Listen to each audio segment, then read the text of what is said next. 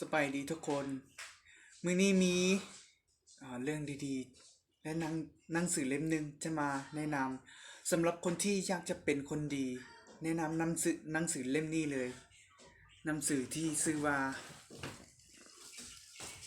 พระคัมภีร์เป็นหนังสือของพระผู้เป็นเจ้าซึ่งบ่ได้แนะนำให้ทุกคนเชื่อแต่ถ้าว่าไผอยากเป็นคนดีแนะนำให้อ่านเพราะมีประโยชน์หลายข้าพเจ้าจะอ่านหน้า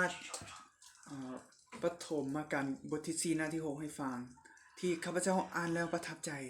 หลายเมื่อพระผู้เป็นเจ้าทรงเห็นดังนั้นจึงทรงถามกาอินว่ากาอินเอ้ยเป็นหยังเจ้าจึงเครียดแค้นและเต็มไปด้วยความบ่พอใจถ้าเจ้าเฮ็ดดีแล้วเจ้าควรเงยหน้าขึ้นด้วยความยิ้มแย้มแต่ด้วยว่าเจ้าเฮ็ดซัวความซัวก็เหมือนดังสัตว์ให้ที่กำลังรอคอยควบเจ้ามันจะควบกินเจ้าแต่เจ้าควรเอาชนะมันทุกท่านเห็นอย่างใดจากบทความที่ข้าพเจ้าอ่านก็คือบทความนี้ก็คือว่าเจ้าถ้าว่าเจ้าเฮ็ดดีที่สุดแล้วเจ้าก็ควรเงยหน้าด้วยความยิ้มแย้มพอใจยินดีแม่นบ่แต่ในเมื่อเจ้าเฮ็ดบ่ดีน่ะเจ้าจะเต็มไปด้วยความเครียดแค้นและความชั่วร้ายนั้นกำลังรอคอยควบงำเจ้าคือกับว่าความคิดชั่วหรือว่าสิ่งที่เฮาไปเฮ็ดบ่ดีไว้กับตัวเองเฮ็ดบ่ดีบ่ว่าจะเป็นเฮ็ดบ่ดีกับตัวเองทำร้ายจิตใจตัวเองหรือเฮ็ดบ่ดีกับผู้อื่นนั่นมันจะเฮ็ดให้เฮาจื้อว่าค่อยเคยเฮ็ดบ่ดีมันจะค่อยๆกินจิตใจจิตวิญญาณของเฮาดังนั้นเฮาจึงควรเฮ็ดดีทำดีคิดดีโอเค3ดีแล้วก็มีสุภาษิตบทที่15ของอันดับที่13เขียนว่าใจที่ยินดีเฮ็ดให้ใบหน้าซื่นบานแต่โดยความเสียใจจิตวิญญาณก็เศร้าหมองลงแล้วก็มีตัวหนึ่งเขียนว่า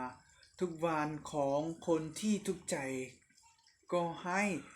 แต่คนที่มีจิตใจซื่นบานมีการกินเลี้ยงต่อเนื่องและมีอันนึงที่ข้าพเจ้าอ่านแล้วมักหลายก็คือที่เขียนว่า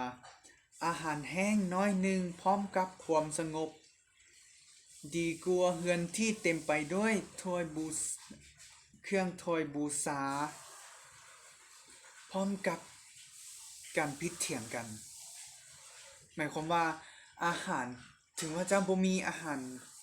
เพียงเล็กน้อยแต่อยู่ด้วยความสงบสุขมันย่อมดีกว่ามีพร้อมทุกอย่างแต่พิดเถียงและบ่เข้าใจชีวิตวุ่นวายโอเคบ่นี่แหละหลักคำสอนที่สอนให้คนเป็นคนดีแล้วก็มีตัวหนึ่งอีกเขียนว่าได้ปัญญาดีกว่าได้ทองคำจากเท่าหมายถึงการได้ปัญญาก็หมายถึงคิดได้บ่เฮ็ดซัวคิดถึงจิตใจผู้อื่นมีสติปัญญาเมื่อเฮามีสติปัญญาแล้วเฮาก็จะสามารถอยู่ได้อย่างมีความสุขสร้างเงินทองได้แม่นบ่แต่เฮามีเงินทองแต่เฮาบ่มีสติปัญญามาบริหารมันเดี๋ยวมันก็เจ๊งหมดไปมันจะเห็นอยู่ในสังคมคือมีลูกคนรวยแต่สุดท้ายก็มาจนแต่ก็มีมหาเศรษฐีหลายคนที่ตอนทำอิฐจนแต่เรียนรู้ศึกษาพันงานยามแล้วสุดท้ายก็กลายเป็นคนรวยได้ในสุภาษิตที่17ของอันดับที่23เขียนไว้ว่าคนซัวให้รับสินบนจากบ่อนลับลี้เพื่อปั่นป่วนทางแห่งความยุติธรรมและสุดท้ายอยากจะฝากไว้ก็คือผู้คนท ที่มีจิตใจเย็นก็เหมือนคนที่มีความเข้าใจบทนี้อ่านแล้วนึกถึงคำเว่าของคนเขาที่เขียนลงใน Facebook ว่า ถ้าเราอยากให้คนอื่นพยายามมาเข้าใจเราก็จะเป็นทุกข์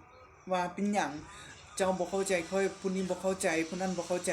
แต่ถ้าหากว่าเราพยายามเข้าใจผู้อื่นเราจะสงสารและเมตตาเขา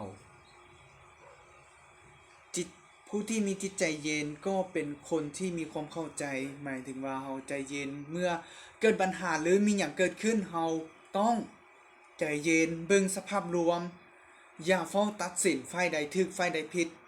เราควรศึกษาเรียนรู้และรู้จักเขาให้หลายกว่านั้นก่อนโอเคนะไปข้อใหม่แถมเป็นโปรโมชั่นเอาไปเลยนั่นก็คือคำว่าคำตอบอ่อนหวานเฮ็ดให้ถอยเฮ็ดให้ความให้ถอยห่างออกไปแต่คำยั่วเฮ็ดให้ความใจให้เกิดขึ้นหมายถึงว่าเฮาใช้คำเว้าวาจาที่อ่อนโยนอ่อนหวานเฮ็ดให้ความชั่วให้ออกห่างไกลไปจากตัวเฮาแต่ถ้าเฮาใช้คำเว้าที่บ่ดีจะเฮ็ดให้ความเจ็บปวดในใจของผู้อื่นหรือว่าสิ่งบ่ดีเกิดขึ้นเมื่อเฮาเฮ็ดให้เขาเจ็บบางเทื่อเขาจะไปคิดและกำลังล้างแค้นเฮาดังนั้นจงใช้คำเว้าที่ดีเพื่อจะสร้างมิตรภาพในสิ่งที่ดีคำเว้าดีๆก็คือกับการปลูกดอกไม้แต่คำเว้าซั่วให้ก็เท่ากับว่าปลูกหนามไว้โอเคเข้าใจตรงกันนะพบกันไหม